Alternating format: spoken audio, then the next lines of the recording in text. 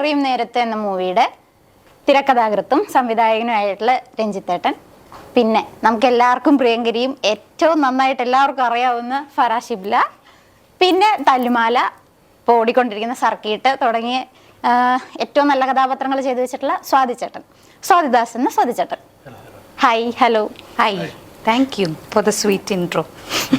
Thank you. Okay, അപ്പോൾ ആദ്യത്തെ ചോദ്യം നമ്മുടെ മൂവിയുടെ നെയിം തന്നെ ആവട്ടെ. എന്താണ് നേരറിയാൻ നേരം, അല്ലെങ്കിൽ നേരറിയും നേരം? കണക്ഷൻ ഉള്ള ടൈറ്റിലാണ്. അതൊരു സത്യത്തിന്റെ യഥാർത്ഥ മുഖം പുറത്തേക്ക് വരുന്ന ഒരു നിമിഷം. ഓക്കെ, അപ്പോ എന്തെങ്കിലും സസ്പെൻസ് അങ്ങനെ എന്തെങ്കിലും പ്രതീക്ഷിക്കാമോ? ഒരു സർപ്രൈസ് ഏരിയ ഉണ്ട് സിനിമയിൽ. ഓക്കെ, സർപ്രൈസ് എലമെന്റ് ഉണ്ട്. ഇനി ഡയറക്ടർ ബ്രില്യൻസ് എത്രത്തോളം ഉണ്ടാവും? അത് നമ്മളല്ലല്ലോ പറയേണ്ടത്, അത് ഓഡിയൻസ് ആണ് പറയേണ്ടത്. ഓക്കെ, ചേട്ടന് പറയുമ്പോൾ ഏറ്റവും അധികം പെട്ടെന്ന് ഓർമ്മ വരുന്ന കാര്യം എന്ന് പറഞ്ഞു കഴിഞ്ഞാൽ IFFKയുടെ വേദികളിൽ ഒരു സഞ്ചിയും തൂക്കി ഇങ്ങനെ നടക്കുന്ന ഒരാളാണ്. അപ്പോൾ അങ്ങനെ ഞാൻ 2-3 തവണ ചേട്ടനെ കണ്ടിട്ടുണ്ട്. അപ്പം എനിക്ക് അന്ന് അറിയില്ല ആരാന്ന്, നമുക്ക് അങ്ങനെ അത്രയ്ക്ക് അങ്ങോട്ട് എത്തിയിട്ടില്ലായിരുന്നു സിനിമയിലോട്ട്. അപ്പോൾ ഒരാൾ പറഞ്ഞിട്ടാണ് ഞാൻ ആദ്യമായിട്ട് അറിയുന്നത്. ഓക്കെ, ഫയർമാൻ്റെ സ്ക്രിപ്റ്റ് റൈറ്ററാണ്, അല്ലെങ്കിൽ കഥ ചേട്ടൻ്റെ ആണെന്നൊക്കെ പറയുമ്പോൾ ഓക്കെ, മമ്മൂട്ടിയൊക്കെ വെച്ച് സെറ്റായിട്ട് അത്രയും അടിപൊളിയായിട്ട് ഒരു സിനിമ ചെയ്തത് 2015 ഇറങ്ങിയ ആ മൂവിക്ക് ശേഷം 2025 ചേട്ടൻ്റെ അടുത്ത പടം പറയുന്നത്. എന്തുകൊണ്ടാണ് ചേട്ടാ ഇത്രയും ഒരു ഗ്യാപ്പ് വന്നത്? ഇല്ല, ഇടയ്ക്ക് ഉണ്ടായിട്ടുണ്ട്. ഇത് ആദ്യ സംവിധാനമാണ്. ഇത് സംവിധാനം ചെയ്ത ഫസ്റ്റ് സിനിമയാണ്. പിന്നെ ഫയർമാൻ കഴിഞ്ഞിട്ട് ആസിഫ് അലി ഡീതാണ്ട പോലീസ് ഉണ്ടായിരുന്നു, വേറെ കുറെ സിനിമകൾ ഉണ്ടായിരുന്നു. ലാസ്റ്റ് ഡയറി 100 എന്നൊരു സിനിമ ഉണ്ടായിരുന്നു. അത് കഴിഞ്ഞിട്ടാണ് ഇപ്പം നേരത്തെ സംവിധാനം ചെയ്ത ഫസ്റ്റ് സിനിമ. ഇതിപ്പോ ശരിക്കും ഒരു 10ാമത്തെ സിനിമയാണ്.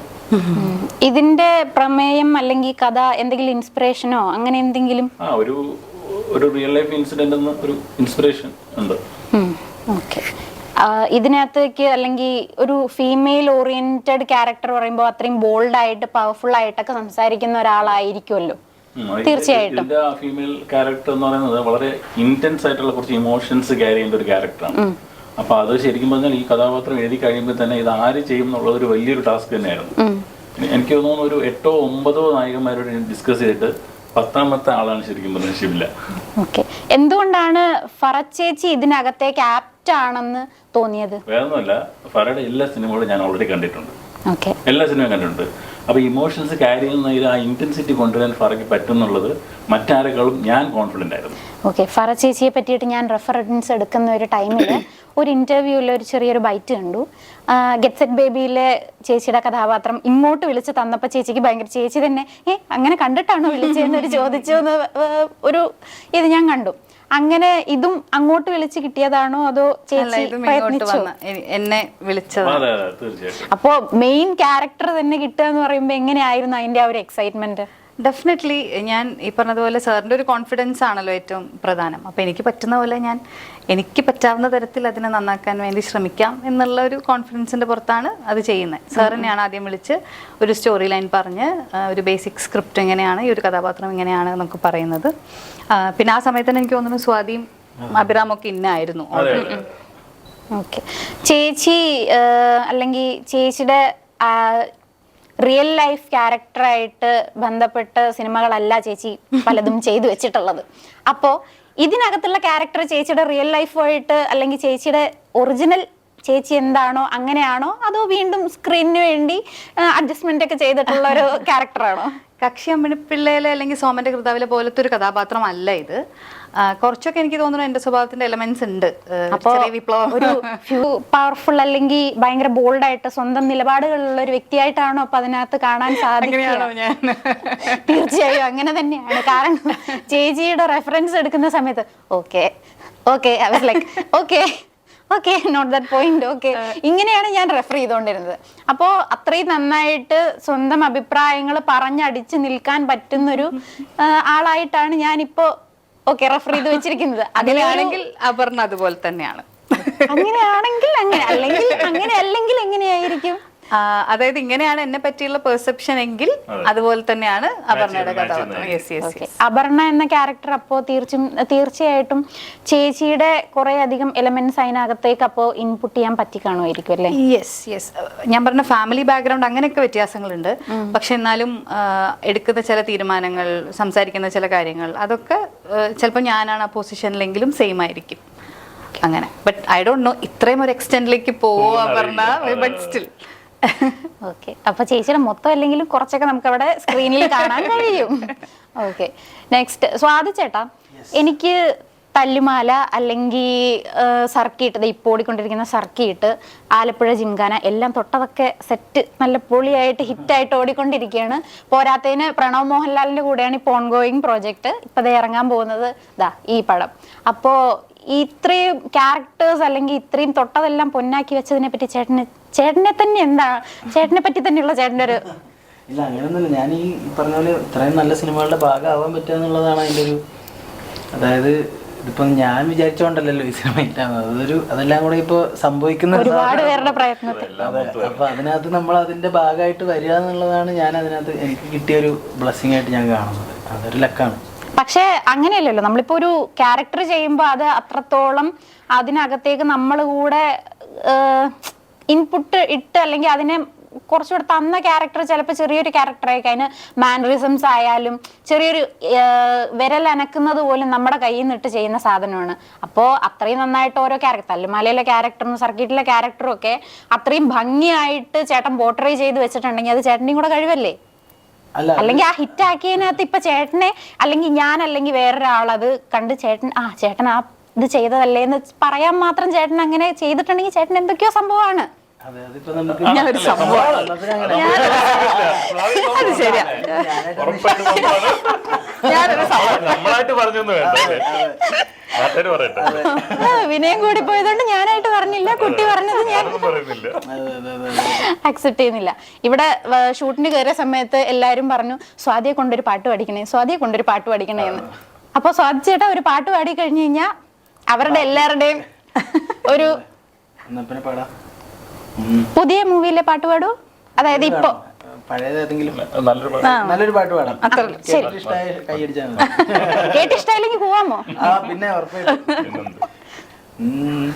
കാതിൽ തേൻ മഴയായി പാടു കാറ്റേ കടലേ, കാതിൽ തേൻ മഴയായി പാടു കാറ്റേ കടലേ, കടൽ കാറ്റിൻ മുത്തങ്ങളിൽ കരൾ കുളിർത്താരോ, മധുരമായി പാടും മണിശംഖുക്കളായി,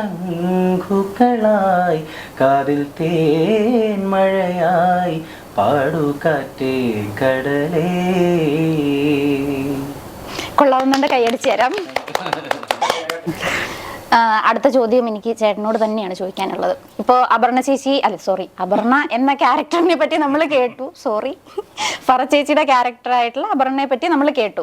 ചേട്ടന്റെ ക്യാരക്ടർ എന്താണ്? ഞാൻ അശ്വിൻ എന്ന് പറയുന്ന ഒരു ക്യാരക്ടറാണ് ചെയ്യുന്നത്. അത് ഞാൻ ഇതുവരെ ചെയ്തതിൽ വെച്ചിട്ട് കുറച്ചുകൂടെ മെച്ചോർഡ് ആയിട്ടുള്ള ഒരു ക്യാരക്ടറാണ്. ഞാൻ ഇതുവരെ ചെയ്തതെല്ലാം അടിപൊളി പരിപാടിയാണ് ചെയ്തത്. ഇത് കുറച്ചുകൂടെ ഡെപ്ത് ഉള്ള ഒരു ക്യാരക്ടറാണ്. അപ്പോൾ എനിക്ക് പേഴ്സണലി എനിക്ക് ഭയങ്കര എന്താ പറയുക ഒരു ചേഞ്ച് കൊണ്ടുവന്ന, നമ്മൾ ആഗ്രഹിക്കുന്നതാണ് അങ്ങനത്തെ ക്യാരക്ടേഴ്സ് കിട്ടണമെന്ന്. അപ്പോൾ അങ്ങനെ ഒരു ക്യാരക്ടർ വന്നപ്പോൾ ഒന്നും നോക്കിയില്ല. ഇതുവരെ കിട്ടിയ ക്യാരക്ടേഴ്സ് അല്ല അപ്പോൾ സ്റ്റീരിയോ ടൈപ്പ് സാധനങ്ങൾ അല്ലെങ്കിൽ അത് ചെയ്തതുകൊണ്ട് ഇതും ചെയ്താൽ കൊള്ളാമായിരിക്കും എന്ന് കരുതി വന്നതാണ് പറയാൻ പറ്റില്ല. കാരണം എല്ലാത്തിനും അതിൻ്റെതായ ഡൈവേഴ്സിറ്റി ഉണ്ട്. പക്ഷെ ഈ കഥാപാത്രം പോയിട്ടുള്ള അത്രയും ഇമോഷണൽ ഈ തലങ്ങളിലൂടെ പോയിട്ടില്ല ഞാൻ ഇതുവരെ ചെയ്തത്. കുറച്ചുകൂടെ ഡെപ്ത് കൂടുതൽ. ഇപ്പോൾ അടിപൊളി മൂവീസ് അല്ലെങ്കിൽ അങ്ങനത്തെ സാധനങ്ങളൊക്കെ എഴുതാതെ ഒരു ഫീമെയിൽ ഓറിയന്റഡ് തന്നെ പോകണം എന്ന് ചേട്ടൻ എന്തുകൊണ്ടാണ് തീരുമാനിച്ചത്? ഇത് ശരിക്കും ഒരു ഫീമെയിൽ ഓറിയന്റഡ് തന്നെ പോകണം എന്നുള്ള തീരുമാനമല്ല ആദ്യം വന്നത്. ഈ തോട്ട് മൈൻഡിലേക്ക് വന്ന് കിട്ടിയപ്പോൾ ആ തോട്ടിനെ എങ്ങനെ എഴുതാമെന്നാണ് ആലോചിച്ചത്. അപ്പൊ അത് കഥയായി വന്നപ്പോഴത്തേക്കും അത് ശരിക്കും പറഞ്ഞാൽ ഒരു ഫീമെയിലിന്റെ പെർസെപ്ഷനിൽ ആ കഥ പറയാൻ പറ്റുള്ളൂ. അങ്ങനെ പറയാൻ പറ്റുള്ളൂ ഈ കഥ. അതുകൊണ്ട് തന്നെ നാച്ചുറലി വന്നതാണ് ഫീമെയിൽ ആ ഇമ്പോർട്ടൻസ്. എങ്ങനെയൊക്കെ നോക്കിയാൽ ഈ കഥയിൽ മെയിൽ ഇമ്പോർട്ടൻസ് ഒരു പൊടി താഴെയായിരിക്കും. സ്ത്രീകൾ പറഞ്ഞാലേ ആ കഥ നന്നായിരിക്കുള്ളൂ എന്ന് സ്ത്രീയുടെ കഥയാണ് ആക്ച്വലി. ഇത് അപർണയുടെ കഥയാണ് ആക്ച്വലി. പ്രതീക്ഷിച്ചതൊന്നും കിട്ടിയില്ല കിട്ടിയില്ല guys. കിട്ടിയില്ല കുട്ടി നിരാശയായിരിക്കും. ചെറിയൊരു നിരാശയുണ്ട്, എന്നാലും സാരമില്ല, അടുത്തേലും എന്താ പ്രതീക്ഷിച്ചത്? എന്താ പ്രതീക്ഷ? ആ എന്തെങ്കിലുമൊക്കെ പ്രതീക്ഷിക്കണമല്ലോ. പറച്ചേച്ചി എന്തെങ്കിലുമൊക്കെ വരുമ്പോ വല്ലതൊക്കെ പറയുമെന്നാണ് കരുതിയത്, ഒന്നും കിട്ടിയില്ല. എന്തെങ്കിലും ചില്ലി ഗോസിപ്സ് ആണോ ഉദ്ദേശിച്ചത്? അങ്ങനെയും പറയാം. ഇല്ല, അതിനുള്ള പോസിബിലിറ്റി ഇല്ല. ഇല്ല ഇല്ല ഇല്ല, നോ വേ. ആ, പോട്ടെ, സാരമില്ല. അടുത്തേൽ പിടിക്കാം നമുക്ക്. പോട്ടെ പോട്ടെ ഗൈസ്, നമുക്ക് ഇനി അടുത്തേലെങ്ങാനും നോക്കാം. ചേച്ചി ഒന്നും പറയുന്നില്ല. സ്വാതി ചേട്ടൻ എങ്ങനെയായിരുന്നു ഫറച്ചേച്ചിയായിട്ടുള്ള അല്ലെങ്കിൽ ക്യാരക്ടേഴ്സ് തമ്മില് എങ്ങനെയായിരുന്നു? ഇല്ല, ഈ പറഞ്ഞ പോലെ ഞങ്ങൾ മുമ്പ് വർക്ക് ചെയ്തു. വളരെ കംഫർട്ടബിൾ ആയി. അതെ, കഠിന കടോരമി അണ്ടകടാത്തിൽ വർക്ക് ചെയ്തിട്ടുണ്ട് ഞങ്ങൾ. ഒരു സിനിമ ഉണ്ട്, അതിൽ ഞങ്ങൾ ഒരുമിച്ച് വർക്ക് ചെയ്തിട്ടുണ്ട്. അപ്പം അന്നോട്ട് ഞങ്ങൾ ഫ്രണ്ട്സാണ്. ഇതിലുണ്ട് പറഞ്ഞപ്പോഴാണ് പോയി അവിടെ പോയി കുളിക്കാം. അങ്ങനെ ഞങ്ങൾ ചെല്ലുന്നു, അടിച്ചു കുടിക്കുന്നു, ഷൂട്ട് ചെയ്യുന്നു. ഹാപ്പി ഹാപ്പി സീൻസ് ആണല്ലോ. അവൻ പാട്ട് പാടും. അതൊരു ഭീഷണിയായിരുന്നു. നമ്മള് പാട്ട് പാടുമ്പോ തിരുത്തും. അതായത് എയ് ബനാന ഇറങ്ങിയ സമയത്ത് നമ്മളിത് ഷൂട്ട് ചെയ്യുന്നത്. അപ്പൊ ഞാനിങ്ങനെ നമ്മളെ വായിലെ പാട്ട് എപ്പോഴും കിടക്കുമല്ലോ. അപ്പൊ ഞാനിങ്ങനെ പാടും. എയ് ബനാനെ പാടുമ്പോ അവൻ പറഞ്ഞു, അവിടെ ഒരു കുനിപ്പിട്ട്, ആ കുനിപ്പിട്ടിട്ട് പാടുന്നു. പിന്നെ പിന്നെ എനിക്കിത് പാടുമ്പോ പേടിയായി. ഞാൻ പാട്ടേ നിർത്തി. ഓ ഇന്ന് മൂടി അവിടെ ഒരു കുനിപ്പുണ്ട് എന്ന് പറയും. പാട്ട് പഠിച്ചാലുള്ള പ്രശ്നങ്ങളാണല്ലേ. Minute കാര്യങ്ങൾ അറിയാം. അടുത്തിരുന്ന് ആരും പാട്ട് പാടാൻ പറ്റില്ല എന്നാണ് അപ്പൊ അതിന്റെ ഒരു. അല്ല, അത്രയും മോശമാണെങ്കിൽ അവൻ തിരുത്തുള്ളൂ അല്ലേ? അല്ലെങ്കിൽ തിരുത്താറില്ല. അതിനർത്ഥം ചേച്ചി അത്രയും മോശമായിട്ട് പാടി. അതെ അതെ, തീർച്ചയായിട്ടും. ഓക്കെ. അപ്പോ ഇന്നത്തെ ഇപ്പൊ ഇത്രയും വിശേഷങ്ങളൊക്കെ നമ്മൾ കേട്ടു. ഇനി നേരത്തിന്റെ നേരം വളരെ നല്ല നേരം ആവട്ടെ എന്ന് തന്നെ സിനിഫയിലും ഞാനും ആത്മാർത്ഥമായിട്ട് ആഗ്രഹിക്കുന്നു. നിങ്ങൾക്ക് എല്ലാവർക്കും വിജയാശംസകൾ നേരുന്നു. Thank you. Thank you.